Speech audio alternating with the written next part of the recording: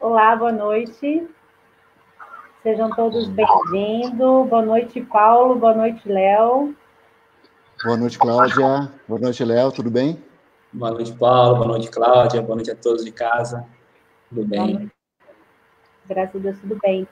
Boa noite a todos que estão conectados conosco. É sempre uma grande alegria e uma satisfação estar aqui nesse bate-papo descontraído, informal, sempre norteado pelas obras básicas de Allan Kardec. E esse papo vem acontecendo já todas as terças-feiras, às 21 horas, e irá acontecer enquanto durar o isolamento social, ou seja, até as casas espíritas retornarem às suas atividades. Bom, para iniciar, eu convido o Paulo para fazer a prece de abertura. Paulo, por favor. Com prazer. Convido a todos, então, para fecharmos os nossos olhos por alguns momentos, respirarmos calma e profundamente,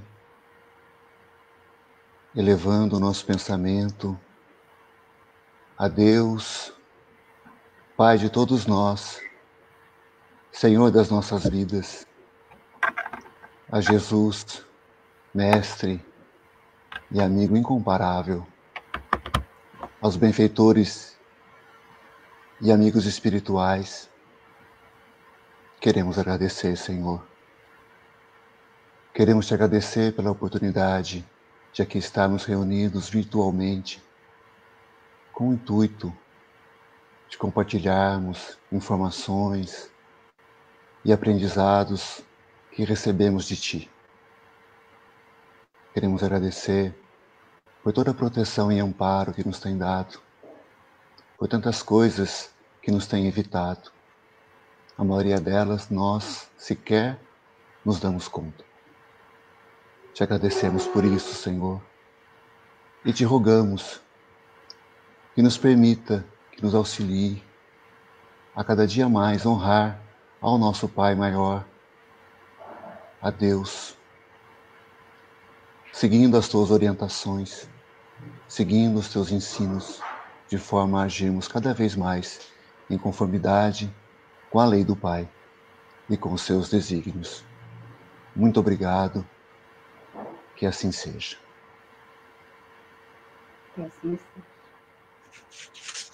Bom, hoje nós vamos estar conversando sobre a leitura de um capítulo do Evangelho segundo o Espiritismo, capítulo 14, né, que está lá, honrai vosso pai e a vossa mãe.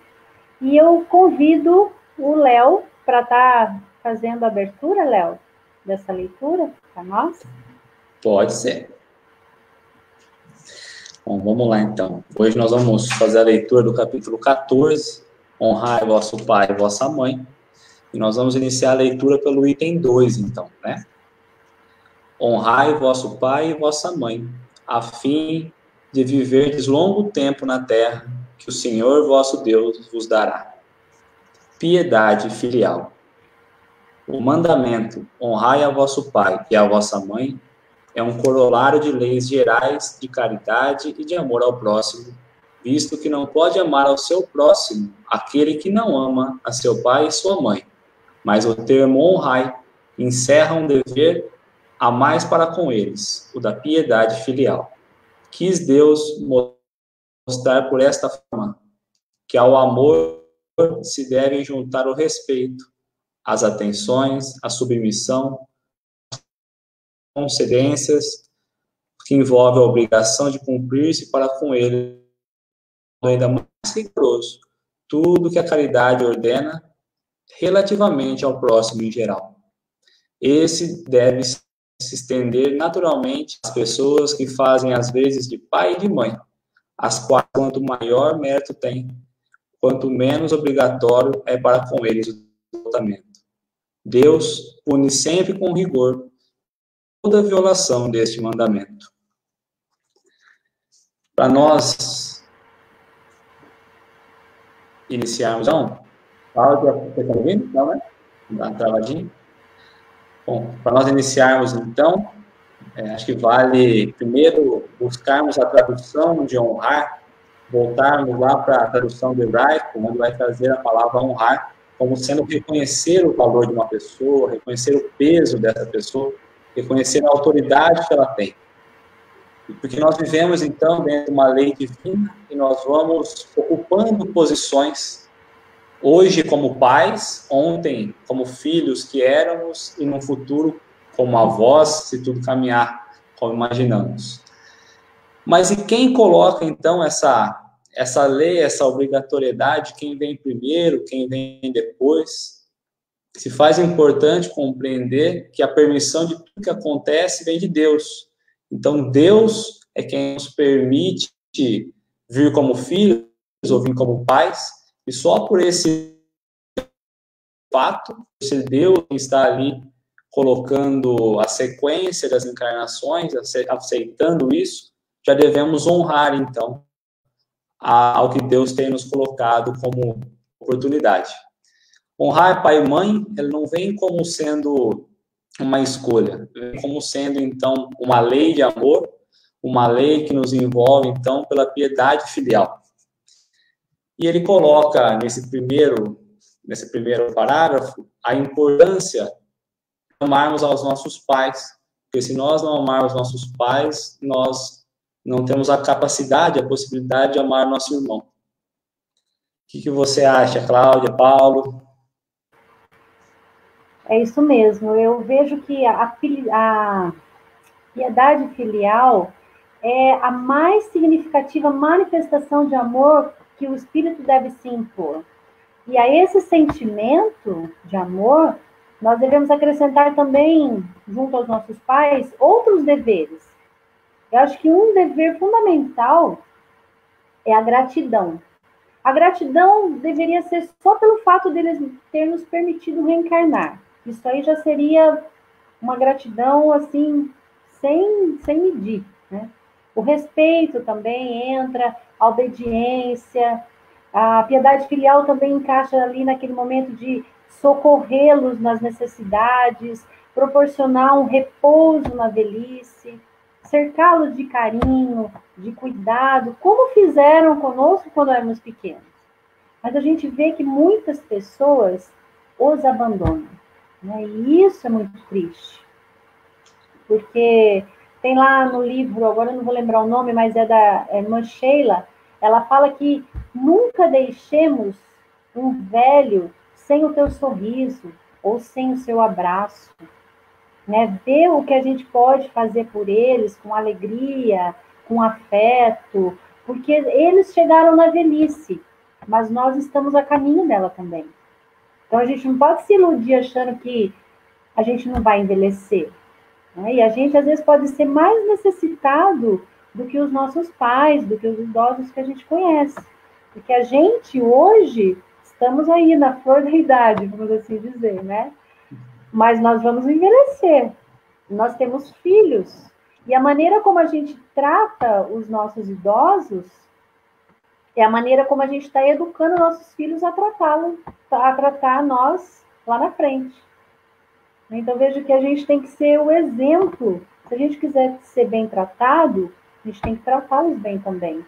Porque tem uma música, né, que acho que é do Sérgio Reis, que fala... sobre o filho adotivo. Então, isso fala muito sobre o exemplo. Canta um pedacinho, Cláudia. Ah, vê lá, não me arrisco, não. Você que é o cantor da live aqui, Paulo.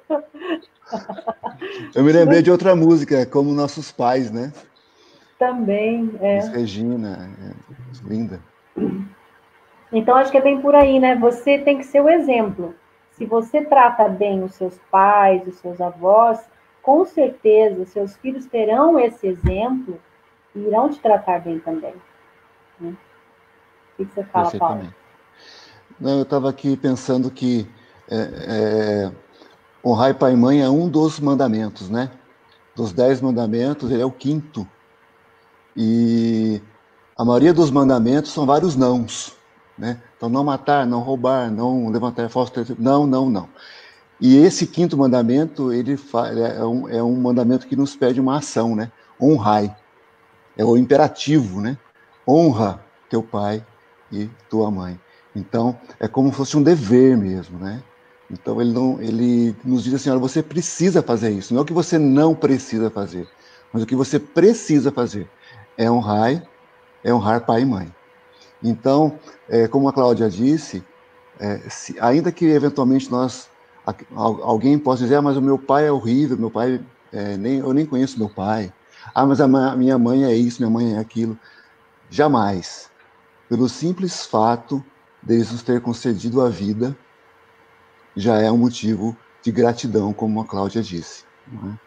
E está muito na moda a gente dizer que tudo começa pelo respeito. Não é? E o honrar tem esse conteúdo do respeito também, do dever para com pai e mãe, ou para os cuidadores, de uma forma geral, que muitas vezes não é o pai e a mãe, mas é a avó que faz papel de mãe, né? É uma madrinha, enfim. São vários os personagens que podem fazer este papel de pai e mãe na ausência eventual deles, não é? Então, se tudo começa pelo respeito, que nós comecemos a respeitar exatamente esses primeiros, não é? E o respeito a Deus, acima de tudo, como nosso Pai maior, que nós devemos tê-lo de que forma? Buscando, a cada dia que passa, estarmos mais agindo, falando e pensando em conformidade com a sua vontade, né? com as suas leis tão importantes. Então, acho que honrar pai e mãe transcende muito, às vezes, um pensamento primeiro, né? Ele é muito mais amplo, ele é muito mais abrangente, não é? E muitas vezes as pessoas falam, mas eu não consigo porque confunde o honrai com amai. O mandamento, ele não pede que a gente ame, embora seja muito desejável. Talvez fosse o ideal, mas tem muitas situações em que o amor ele não consegue estar presente. Eu me lembro de uma fala do Rossando Klinger, em que ele narra uma pesquisa realizada nos Estados Unidos, e nessa pesquisa eles pegaram muitos homoafetivos que haviam sido expulsos pelos seus pais na época de 70, final dos anos 60, 70. E aí essa pesquisa ela identifica que a maioria desses filhos que foram rejeitados pela sua condição, pela sua opção sexual, eles acabaram depois eles cuidando dos pais.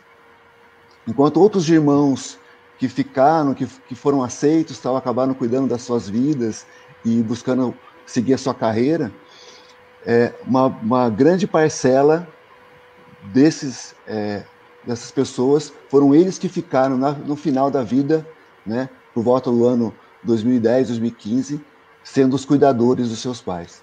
E um deles, ao ser entrevistado para essa pesquisa, perguntado se ele amava o pai que havia o expulsado, responde que não. Ele honrava o pai, ele respeitava o pai, ele tinha aquele cuidado como um dever, mas amar ele ainda não conseguia. Então tem essa diferenciação, não é?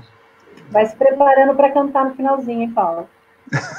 Meu Deus. Espero que você vai ensaiar, então já venho. Paulo, você falou dos 10 mandamentos, e é curioso que esse é o único mandamento em que nós vamos encontrar, então, uma promessa no final dele, que é honrar pai e mãe, né? E aí fala assim, honrar pai e mãe a fim de viverdes longo tempo na terra, que o Senhor, nosso Deus, vos dará, né? Então, longo tempo na terra. A terra aqui é o reino de Deus. E é importante lembrar dessa troca, porque nós vivemos dessa troca, nos amando, nos honrando ali, mas esse sentimento de respeito, de atenção, de submissão, de honra, né, de assistir, ela precisa ser mútuo também, tanto de pai e mãe para com o filho, como de filho para com o pai. É uma troca, uma experiência. E fica um pouco difícil, às vezes, a compreensão do que significa o honrar. E como o Paulo diz, honrar não é amar.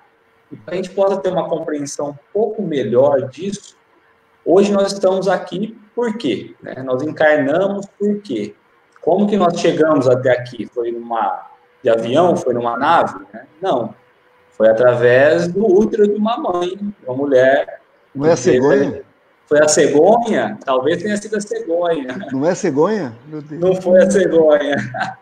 Mas foi através, então, de uma união entre duas pessoas, que tenha sido por 5 segundos que seja, mas que propiciou estarmos aqui. E vale lembrar que somente esse motivo já é motivo de sobra para a gente honrar, valorizar, então, nossos pais. Porque através, então, dessa união, mesmo que de 5 segundos, depois disso, esqueçamos deles, eles não têm dado atenção para nós, mas eles nos deram a oportunidade de estarmos aqui experimentando e nos corrigindo novamente, né? É a oportunidade de caminhar de novo. E se nós pensarmos, qual é a única maneira de nós ingressarmos mais uma vez, de reencarnarmos mais uma vez? Sempre através de uma mulher.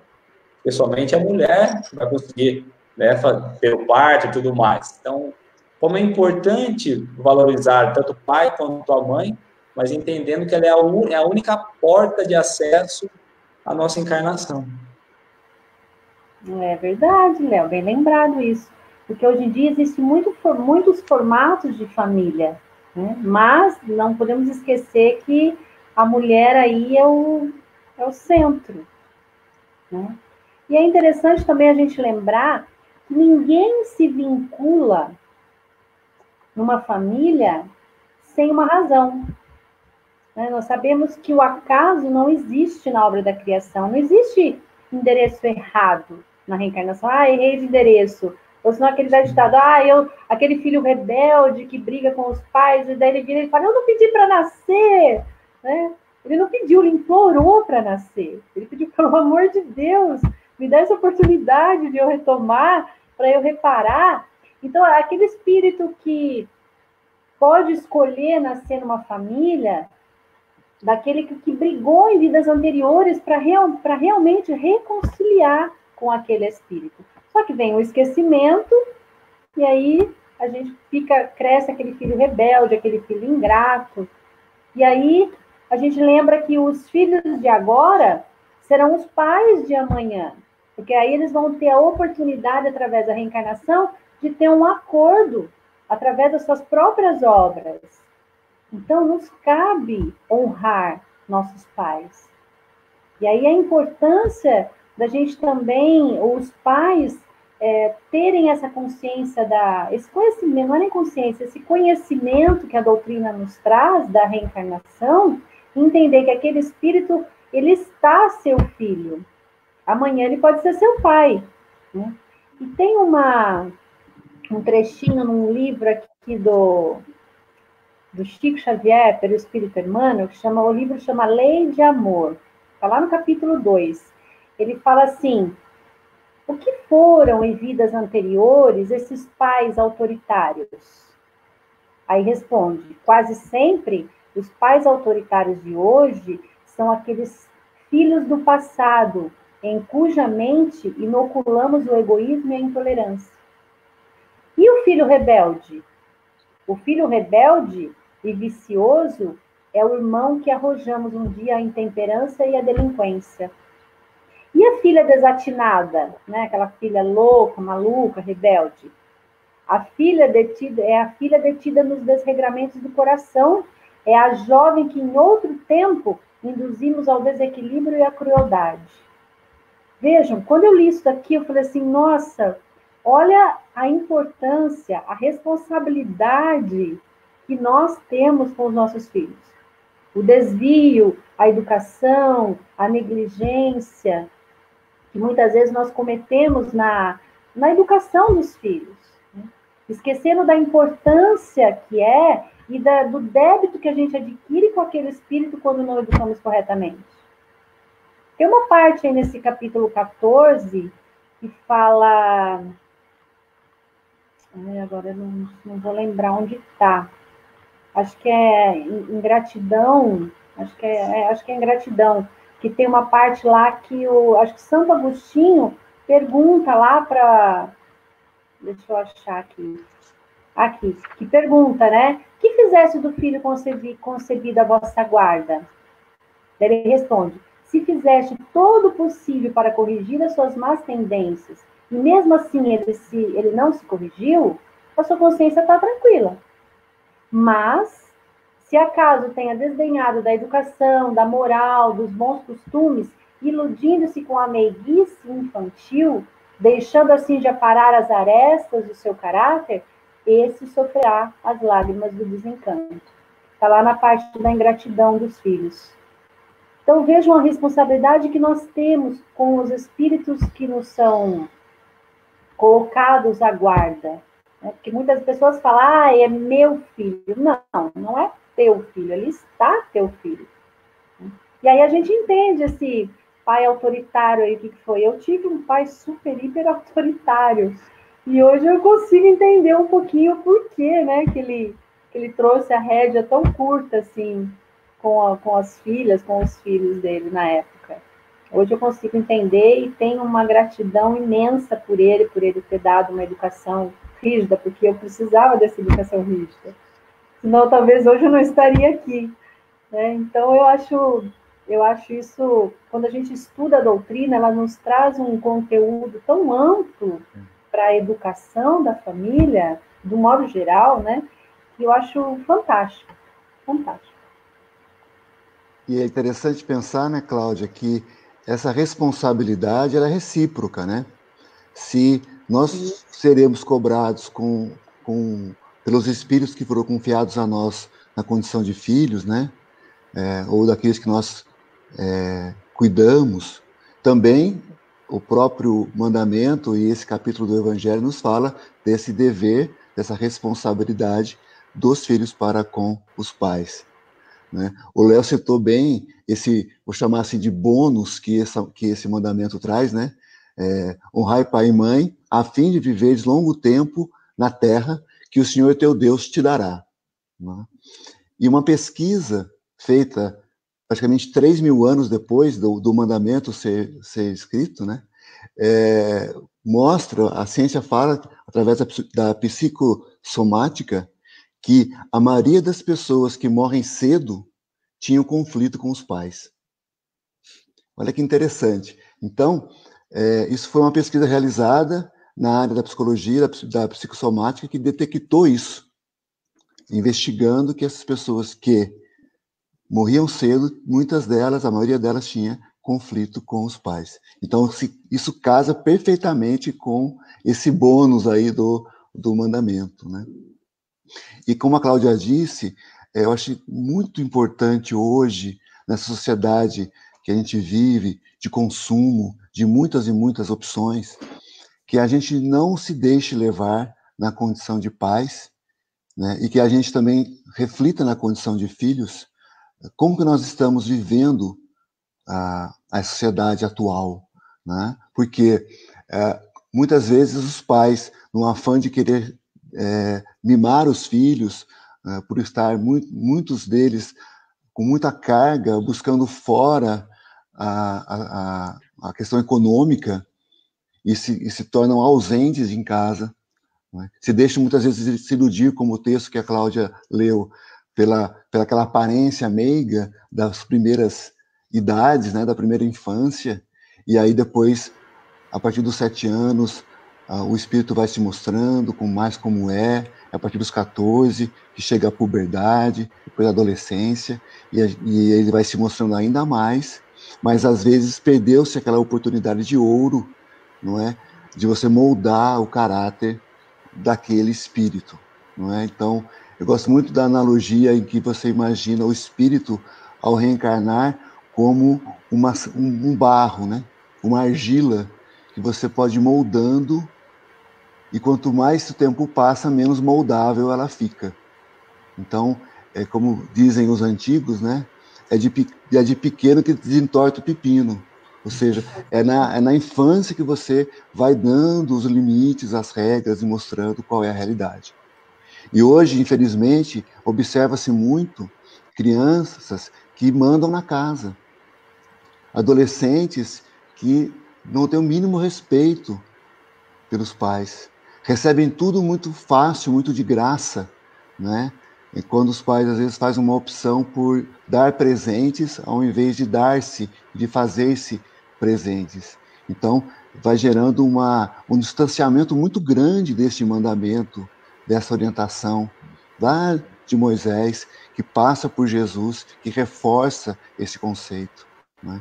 Então, é importante a gente olhar para a nossa sociedade atual e identificar essa necessidade de rever conceitos. E o respeito, esse dever filial, ele tem que ser resgatado urgentemente, né? Eu me recordei agora, citei o Rossando Klinger agora há pouco, ele tem uma história que ele conta, né, da Disney, que ele vai levar Muito o pai para buscar os filhos, aliás, um amigo dele, e pede para que ele o acompanhasse até o aeroporto para buscar os filhos que tinham voltado de Orlando, não é? E aí, eu não vou contar a história não, mas quem quiser buscar, procura lá na internet, que está lá bem interessante. E ele vai falar exatamente dessa falta de respeito do enfado do adolescente de hoje, que tem muitas opções, né? Então, antigamente você tinha 2, 3 opções de lazer e estava satisfeito. Hoje o jovem tem Netflix, TV a cabo, Spotify, YouTube, videogame, um monte de opções, shopping, e aí tá enfadonho, né? Porque está Tá buscando, desviado. Paulo, está buscando essa necessidade de suprir a sua carência que não tem dos pais através das coisas externas. E muitas Exatamente. vezes os pais deixam de dar essa atenção devido ao mundo tecnológico que nós estamos vivendo hoje. Eu vejo muitos pais viciados em celular, enquanto o filho está do lado pedindo, pelo amor de Deus, para brincar. E o pai está ali, brincando, mas com uma mão no celular e a outra com a criança. Que valor que vai passar para uma criança dessa? A gente precisa voltar e colocar, de fato, ali a posição que nós temos como pai dessa encarnação, né? De trazer os valores, porque se nós falharmos também, nós seremos cobrados por isso. E quando nós olhamos, então, mas é um filho rebelde, ou um pai ingrato, lá no Evangelho vai dizer que o pai que erra na criação vai ser um criminoso, aquele que abandona o filho. Mas o filho que também abandona o pai, ele vai ser o ingrato. Então, trazendo a importância de nós nos colocarmos no devido lugar, de ensinar, de trazer os ensinamentos morais, porque se nós formos pular lá para o outro item e formos entender e trazer um pouco a questão de parentesco espiritual, né? A parentela espiritual, como que procede tudo isso? Nós hoje estamos como filho, ou somos pais, em outras vidas fomos... Qual a nossa posição? E muitas vezes o desafio é trazer um espírito um pouco mais difícil para próximo daquele que talvez teria uma condição mais fácil ali de domar, de ensinar, de trazer a moral. Porque se ele trouxer um espírito difícil para um outro espírito que não está muito nem aí, que não tem essa força de vencer, como ficaria isso? E aí nós vamos entendendo por que muitos amigos se gostam muito mais do que irmãos e por que muitos irmãos se odeiam, né, e não conseguem ter uma relação. Porque nós vivemos experiências, nós pedimos, então, ali, imploramos para conseguir quitar um pouco os débitos do passado, estreitar os nossos relacionamentos, estreitar as nossas relações mal resolvidas. E talvez o abandonar o filho pela mídia social, pelo celular, pela tecnologia, talvez seja um convite no futuro a voltarmos a viver com eles. Que a gente acha bom, mas nem sempre é bom, né? Verdade. Você falou da parentela, Léo. Lá no livro Caminho, Verdade e Vida, na lição 62, tem um título que chama Parentela. E lá no meio, Emmanuel fala, né, que nem sempre os laços de sangue reúnem as almas essencialmente afins. Frequentemente, pelas imposições da consanguinidade, grandes inimigos são obrigados ao abraço diuturno sobre o mesmo teto. Então, é isso mesmo. Às vezes não. Eu penso que, frequentemente, a família são desafetos. São pessoas, são espíritos que você tem que reparar de alguma forma. Então, é através da família. E aí ele fala aqui que tem uma diferença entre família e parentela. Ele diz que família constituiria o símbolo dos laços eternos do amor. E a parentela significa o cadinho de lutas. E é bem isso, porque a família, aquilo que você falou, tem amigos que a gente se dá melhor do que a própria parentela, os irmãos, primos, avós. E aí a verdadeira família são essas de amigos. E a parentela é aquele cadinho de luta, que por vezes a gente tem as imperfeições dos sentimentos, as brigas de existências passadas, que a gente está ali para reparar, e muitas vezes a gente não consegue, a gente desiste, achando que a encarnação errou de endereço, que eu não merecia ter uma família daquela, que eu queria a família do vizinho é melhor, tudo muito mais feliz, aquela família doriana. Então a gente entende, a gente tem um olhar somente aqui, do berço ao túmulo, da família que a gente está, e a gente não consegue ter essa visão. A gente sabe, né? Muitas vezes a gente que é espírita, sabe desse processo todo, sabe desse cadinho de luta que a gente tem que vencer, mas aí a gente fala, ai, dá muito trabalho, né? Vamos empurrando com a barriga, porque não estou disposto a fazer, a reparar isso, a amar como deveria amar. E aí a gente acaba deixando, a gente acaba abandonando os familiares, irmãos, até mesmo os cunhados, né, os agregados da nossa família que estão ali justamente para isso. A gente acaba abrindo mão desse exercício de evolução espiritual, que vai ser bom para nós mesmos e não para o outro, e aí a gente abre mão. É mais fácil conviver com aquele que a gente já tem afinidade, que já trouxe essa afinidade da família espiritual, que não é a consanguínea, já traz já de outra existência, e é bem mais fácil, né? Bem mais tranquilo, porque a família espeta, a família cutuca, né? Incomoda.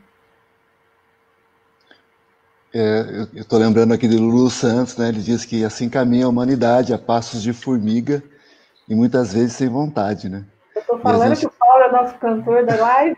Não, mas eu não canto, eu só falo, só cito, porque senão não sobra ninguém. Mas essa coisa da família, outro dia eu ouvi alguém dizendo isso, não me lembro quem, que a família é como bisteca, né? Tem a parte do osso, mas tem a parte da carne também, senão a gente não aguenta. Ou seja, vem para compor... Come a carne, mas tem que roer o osso, né? Exatamente.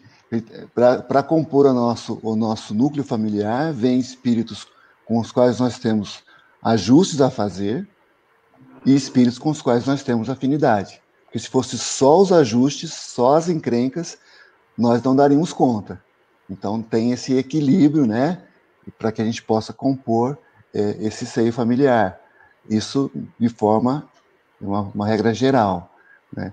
E como o Léo lembrou, nesse capítulo 14 do Evangelho, tem a passagem que Jesus estava em uma casa, e aí a casa estava cheia, muita gente em volta dele, e chegam seus irmãos e sua mãe para falar com ele, mas não conseguem entrar.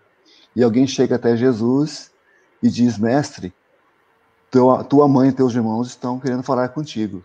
E ele olha em volta e diz, quem é minha mãe e quem são os meus irmãos? E olha para os discípulos e diz, todo aquele que ouve minha palavra, esses são minha mãe e meus irmãos e minhas irmãs. E aí isso, o próprio Kardec diz no texto, que causa muita estranheza, né? Porque Jesus estaria renegando os seus irmãos e sua mãe. E aí diz Kardec, até ele renegar os seus irmãos que não seguiam muito, achavam que ele estava meio doido, né? Tanto que Marcos fala no Evangelho que eles vão para esse local para prenderem Jesus, porque achava que ele estava meio fora da casinha, né? Até compreensivelmente, a gente parar para pensar, né? Porque isso acontece logo no começo do ministério de Jesus. E aí você imagina você convive com um irmão por 30 anos, e aí aos 30 anos ele fala assim, bom, agora eu sou o Messias, e sai pregando. Doidou. Endoidou. Talvez, se eu fosse irmão de Jesus, falar interna, não é? Então, eles vão para falar com Jesus, e os irmãos realmente achavam que ele estava fora da casinha. E talvez Maria estivesse junto ali para botar panos quentes, para dar aquela contemporizada, né? Então, Kardec fala, seria natural, a gente entender até, seria compreensível que Jesus renegasse os irmãos, mas a mãe não. A mãe não casa, a mãe não tem sentido, né? Não tem lógica. E aí ele cita, seria muito incoerente que o mesmo Espírito que nos recomenda honrar pai e mãe estivesse renegando a sua mãe. E aí qual é o sentido? Exatamente o que o Léo colocou. Jesus se aproveitado de todos os ensejos para transmitir ensinos e orientações. E aí esse ensejo era o momento que iria falar da família corporal, da família espiritual, ou, como disse a Claudinha, da parentela corporal e espiritual.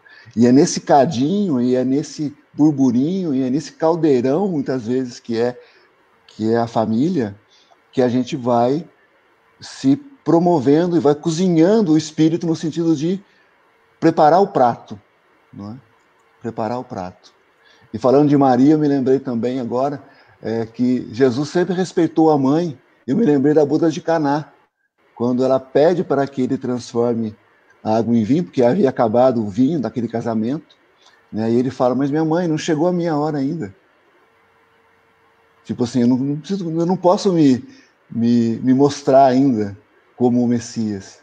Né? Mas ainda assim ele atende o seu pedido e realiza o seu primeiro grande feito, né? Respeitando e obedecendo a sua mãe. Né? Então, o Cristo solar, na condição de filho encarnado, respeita a mãe. Isso é exemplo, né? Engraçado trazer essa passagem que você trouxe em especial, porque tem uma curiosidade aí, né? Cristo, então, quando ele fala minha mãe, né? Então, ela pede para que ele faça, e ele fala, mas minha mãe, né, ainda não é chegado o tempo. Ele traz o termo minha mãe, ou seja, ele traz a parentela corporal, o laço corporal. Quando ele faz, então, transforma a água em vinho, ele já chama a mãe dele, e na passagem está escrito, mulher. Ou seja, entendendo que ali já houve um distanciamento entre os laços corporais e espirituais. Então, Jesus, de fato, não perdia a oportunidade de ensinar ali a diferença entre o que nós vivíamos da matéria e o que nós vivíamos do espírito.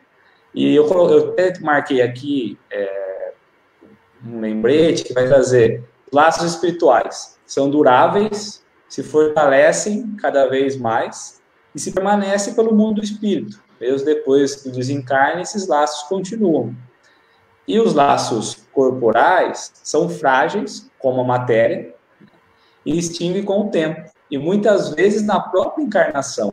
Quantas famílias não se dissolvem, né? Porque não existe ali o laço de união.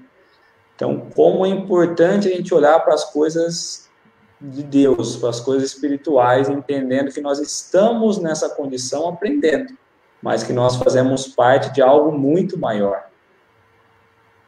Tem uma parte lá nesse capítulo 14, da ingratidão dos filhos para com os pais, que quando eu citei lá de que a gente vai responder pela negligência dos filhos, e o Paulo ainda falou, né, que se a gente soubesse como seria, se a gente não ia aguentar, né, Paulo?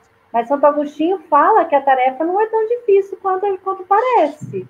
Diz ele, não exige o saber do mundo, pode desempenhar tanto o ignorante como o sábio esse papel. E aí ele fala também que o espiritismo facilita esse desempenho, nos dando a conhecer a causa das imperfeições da alma humana. E é realmente, a doutrina espírita nos traz nos abre, né, nos tira o véu através da reencarnação. Por isso, o importante, falando para nós espíritas, ou para quem não é espírita também, o importante é estudar a doutrina espírita, que nos traz, nos esclarece os aspectos morais do cristianismo. sobre uma nova ótica, nos mostra a necessidade de ter um diálogo com esses que caminham conosco. E tem uma parte também no livro Pão Nosso, que tem o título Em Família. E lá fala que a luta em família é um problema fundamental na redenção do homem na Terra. E aí ele faz é como se fosse uma pergunta para nós. Como nós seremos benfeitores de 100 ou 1000 pessoas se ainda não aprendemos a servir 5 ou 10 criaturas? Aí entra o lado que eu acho interessante, porque tem tanta gente fazendo caridade, auxiliando ONGs, eventos, casa espírita, atendimento fraterno, mas não consegue tratar bem o seu familiar, aquele que mora debaixo do mesmo teto. Então, como que a gente vai querer uma sociedade equilibrada, uma sociedade com bases morais, se nós não conseguimos ter essas bases no nosso lar? Como que a gente vai conseguir ter paz, né? Como diz lá no livro Jesus no Lar, a paz do mundo começa sobre as telhas a que nos acolhemos. Se não aprendemos a viver em paz entre 4 paredes, como aguardar a harmonia das nações? Então, como que a gente vai conseguir... não é nem como a gente vai conseguir, a gente consegue. A gente usa uma máscara dentro de casa e uma máscara na sociedade. Às vezes a máscara dentro de casa cai. Aí a gente mostra quem verdadeiramente a gente é. E aí que as coisas se complicam. Que vem o egoísmo, que aflora, o orgulho de se achar dono daquela criança, dono daquela situação. Só que lá fora a gente veste aquela máscara de bonzinho e vai fazer o trabalho da caridade, vai fazer o trabalho assistencial, como se e chamando aqueles lá de minha irmã, meu irmão. Não é isso que a gente faz, no modo geral? Só que dentro de casa a gente se alfineta, a gente não tem tolerância, a gente não tem paciência com aquele que caminha com a gente. E Marlon Henckdal, que é um psicólogo que eu adoro, né, espírita, e ele fala que muitas vezes a gente usa essa máscara lá na sociedade e aí vem para casa com a máscara. E olha no espelho de casa com a máscara. E se vê bonzinho, se vê esse irmão solidário que é. Só que na hora de tratar os familiares, a gente não trata com essa máscara, mas a gente se vê com essa máscara. Não sei se deu para entender. Sim. É uma autoilusão que a gente tem com a gente mesmo. Né? E aí, isso que a gente tem que trabalhar e deixar de ser hipócrita. Porque muitas vezes a gente é hipócrita. A gente trata o outro lá fora bonzinho e muitas vezes não cumprimenta um familiar, não cumprimenta um parente, teve uma briguinha há 15 anos atrás e fica com essa briguinha alimentando isso. E aí tem uma parte também de uma palestra do Haroldo que ele fala que quando a gente tem uma briga com uma pessoa, um desentendimento, gera uma mágoa, é como se a gente tirasse uma fotografia. Tira lá a fotografia da pessoa, bota na carteira. Depois de 10 anos, você encontra aquela pessoa, é como se você estivesse vendo aquela foto de 10 anos atrás. Você guarda aquela mágoa, você guarda aquela imagem daquela pessoa e fica remoendo aquilo, esquecendo que aquela pessoa mudou, que você também não é mais o mesmo, mas não muda, não quebra isso. E isso que eu acho interessante a gente refletir dentro da nossa família. Quantas pessoas que a gente às vezes não gosta, não engole, mas também não faz nenhum esforço para melhorar. E lá fora fica chamando o outro de meu irmão, minha irmã. E, sabe? Eu acho que isso aí que a gente tem que refletir um pouco e parar para pensar, ver se que máscara que a gente está usando. Você está rindo, né, Paulo? Eu estou lembrando de uma história aqui que a Nora, isso na Idade Média, vai buscar um curandeiro pedindo para que ele faça uma poção para que ela matasse a sogra. Uhum. E ele faz, entrega para ela e fala, olha, você vai colocar uma colherinha de chá, de açúcar de chá, de manhã e à noite no chá dela. Esse pozinho aqui. E fala para ela assim, olha, e para que ninguém suspeite de nada, você começa a tratá-la bem. E assim ela faz. Todo dia ela põe um pouquinho lá daquele pozinho, mas passa a tratar a sogra muito bem. Passado alguns meses, ela retorna até esse homem, aflita, porque ela tinha mudado o conceito dela para com a sogra e não queria mais que a sogra morresse. Porque a partir do momento que ela começou a tratar bem a sogra também a tratou bem e a relação ficou ótima. E aí, então, ele disse, olha, fique tranquila que aquilo era só um placebo. Ela não vai morrer coisa nenhuma. Não é? Então, muitas vezes, é esse tratamento, realmente, que começa pelo respeito, que nós já falamos no início, que tem a ver com esse honrai, esse tratamento, essa forma de se relacionar dentro do cadinho que a Cláudia falou, tão fundamental para o nosso cotidiano. Não é? E o Léo falou sobre laços. Quando a gente fala da parentela corporal e espiritual, e essa mistura que acontece nos lares, né, na combustão das famílias, quando vem, como eu brinquei, o osso e a carne, né, e a gente tem uma tendência muito forte a se aproximar daqueles com os quais nós temos afinidade e a gente escantear, deixar meio que de lado aquele com o que nós temos a dificuldade. E o nosso grande trabalho teria que ser exatamente o oposto, né? É de nos apoiarmos e nos irmanarmos com aqueles com os quais nós temos a afinidade, que é da família, né, provavelmente da nossa família espiritual, para que possamos nos acertar e nos ajustarmos com aqueles que são da nossa família corporal e não da espiritual, né? Fazendo aquela ideia dos elementos de interseção, né? Então, o que a gente acaba vendo é que muitas vezes, nessa falta de habilidade com que nós temos para trabalhar esses espíritos nessa composição, os laços que o Léo falou, eles são rompidos. E aí, outro dia, eu ouvi Jorge Alahá falando uma coisa muito bela, assim, uma imagem perfeita, eu achei. Que ele fala que laços não foram feitos para serem rompidos, no máximo para serem desfeitos. Uhum.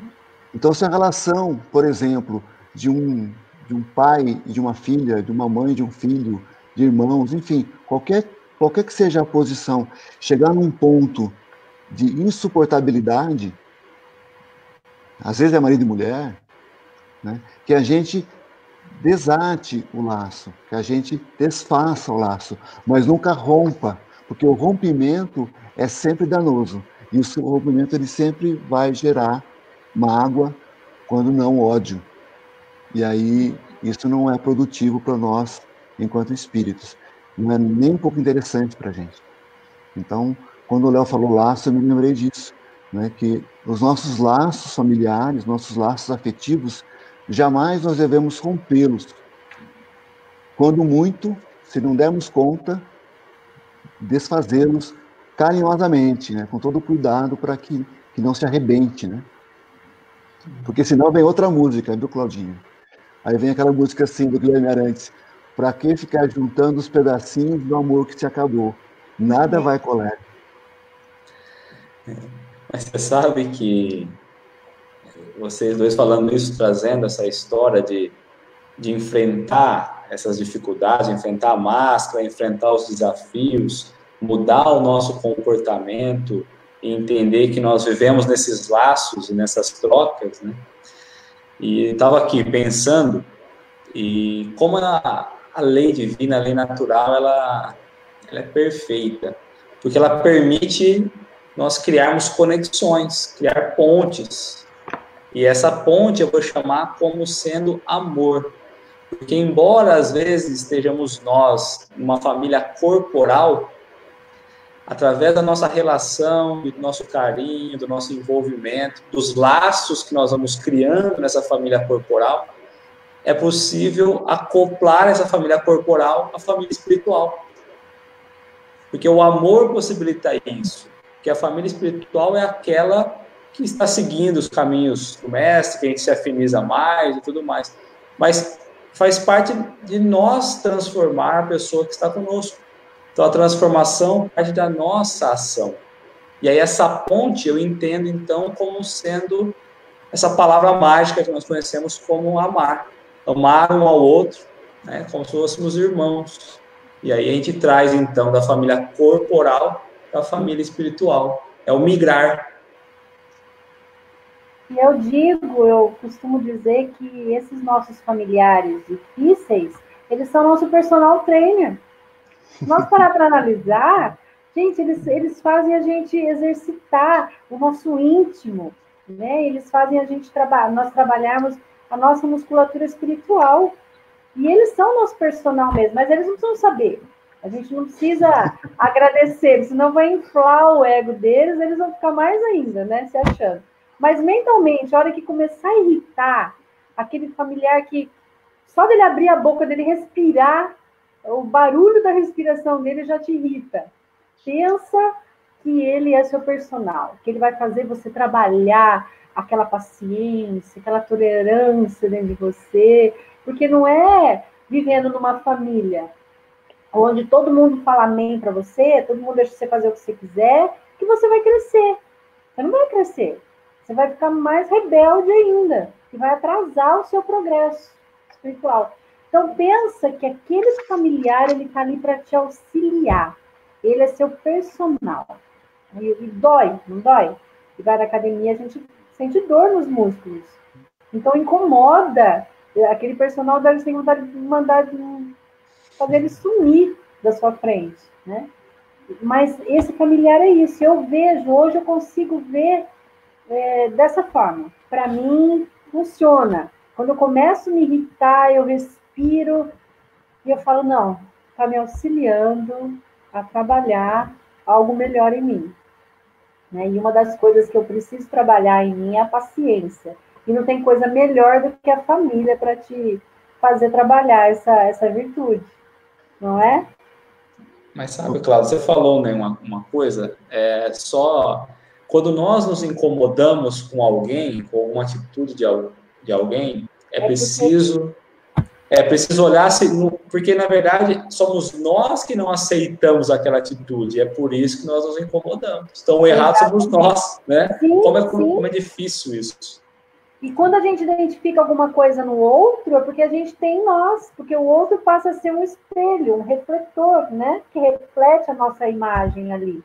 Então, muitas vezes, o que o outro faz que nos irrita, muitas vezes é o que a gente não tem coragem de fazer, ou tem aquilo borbulhando dentro de nós e a gente não consegue lidar, e o outro mostra para nós o que a gente precisa trabalhar.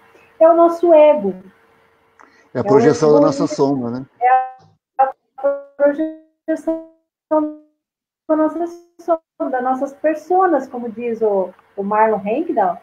Ele trabalha muito isso, que o desenvolvimento das nossas personas, no decorrer do nosso crescimento aqui na matéria, a gente cresce pensando, bom, o que eu vou ser quando eu crescer, o que eu vou me tornar, que tipo de família eu vou ter, que tipo de profissão eu vou ter, só que isso, às vezes, você não consegue trabalhar dentro de uma família. E aí vira sombra. E essa sombra reflete no outro. E aí a gente acha que o outro está errado. Mas não, na verdade, somos nós que temos que trabalhar isso. Somos nós. E muitas vezes são situações que a gente não tem mais, não vivencia mais. São comportamentos que muitos falam assim, mas fulano matou alguém e eu não aceito e isso me incomoda. Eu nunca matei ninguém. Ok. Nunca matou ninguém nesta encarnação. Mas a tua violência, enquanto espírito, que você se vê refletida no outro, te incomoda, e isso é sombra projetada também. Não a sombra de hoje, né? E somos espíritos milenares, né? A Claudinha... Somos uma legião dentro de nós, né, Paulo? Somos muitos. A Claudinha falou sobre paciência, nessa questão da convivência, né, e da musculatura, né, dos nossos personal trainers familiares, né? Eu lembrei da passagem que tem da Joana de Ângeles, aqui no Evangelho segundo o Espiritismo, no capítulo 9, ela fala, e o título é A Paciência. Aí tem um trecho que eu acho lindo, que ela fala assim: sede pacientes. A paciência também é uma caridade, e deveis praticar a lei de caridade ensinada pelo Cristo, enviado de Deus. Ela fala uma coisa para a gente pensar. A caridade que consiste na esmola dada aos pobres é a mais fácil de todas. Um pouco do que a Claudinha disse agora há pouco. Fora, bela viola. Em casa, né? Uhum.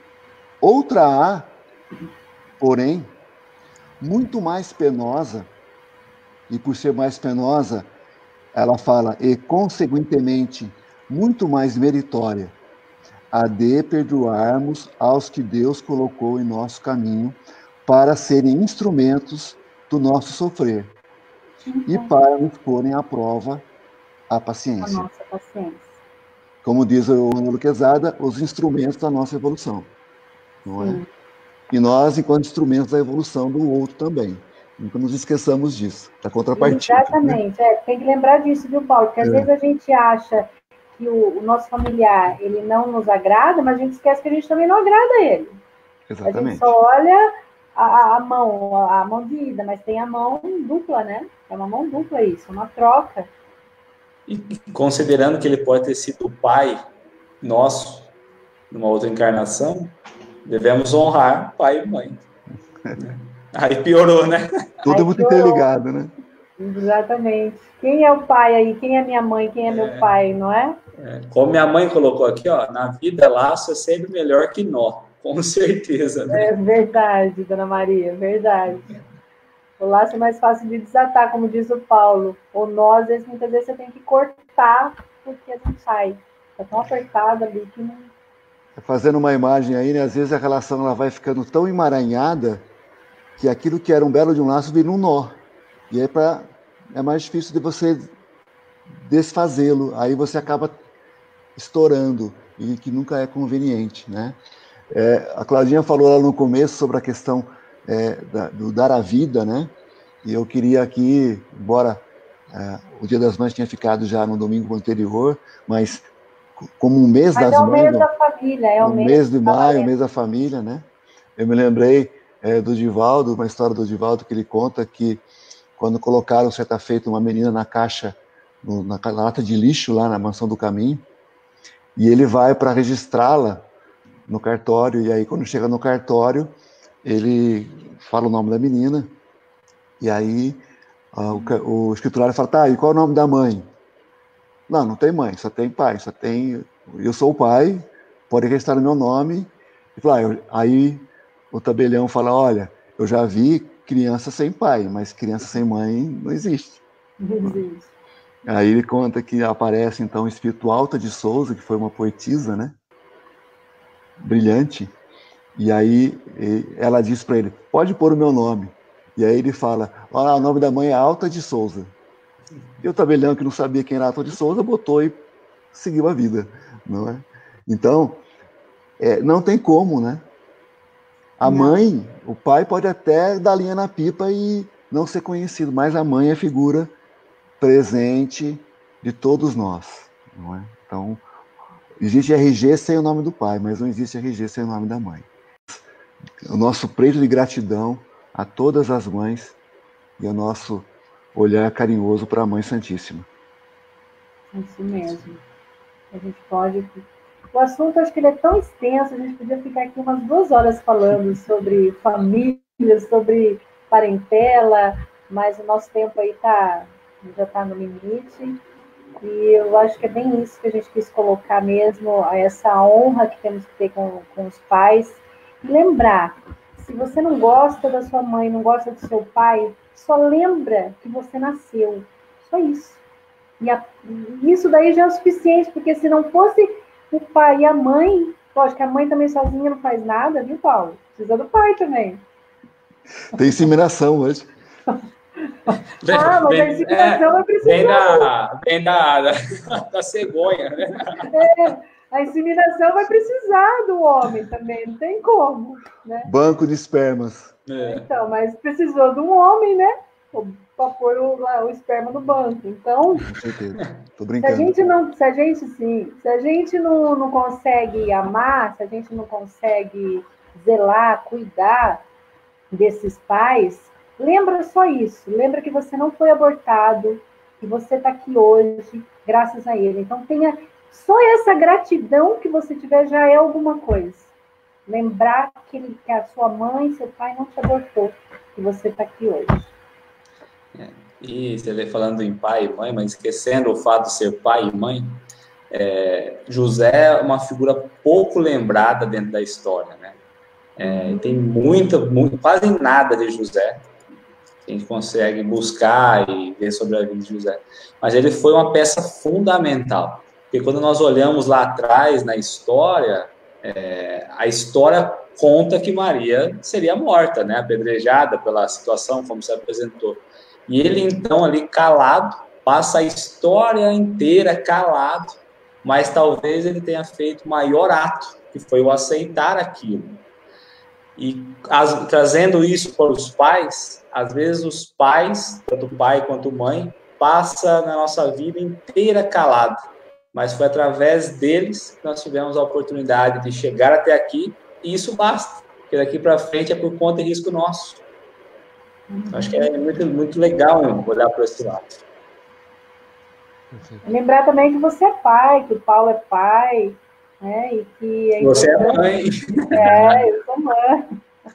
Então tá aqui uma mescla boa, né? Você tem quantos filhos, Léo? 2 meninas? 2 meninas. Uma 10 e uma 7. Olha, e o Paulo? 2 meninos, um de 16 e um de 15. E tu? Eu tenho um menino de 29. Menininho. Um menininho, bebê. Um bebezinho, né? Será sempre bebê, né? Não adianta. E ele quer morrer quando eu falo isso. Falando em honrar pai e mãe, quero deixar aqui um grande beijo para meu pai, Pedro Paulo, para minha mãe querida, Vera Lúcia. Beijo para ela. Tá aqui a dona Maria Veronese, né? Parabéns pelo filhão. E a tua mãe, Cláudia, como chama? A minha mãe já partiu, ela chama Emília. Minha mãe e meu pai já foram. Meu pai chama Sidney, já partiu para o plano espiritual. Mas a minha gratidão por eles. Gratidão a todos aí, né, pela oportunidade. Gratidão. E o Paulo vai encerrar com uma música, Paulo, ou não? Na parede da memória, essa lembrança é o quadro que dói mais. Tá bom. Muito bem, valeu. Faltou o Paulo Bueno para pegar o violão. Verdade, o Paulo Bueno com violão. Pessoal, muito obrigada. Eu acho que essa live foi muito rica de reflexão.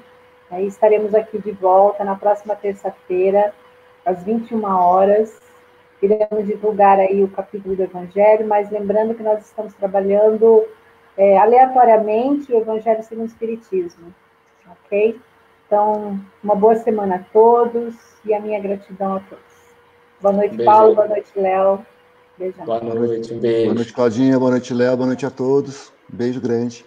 Beijo.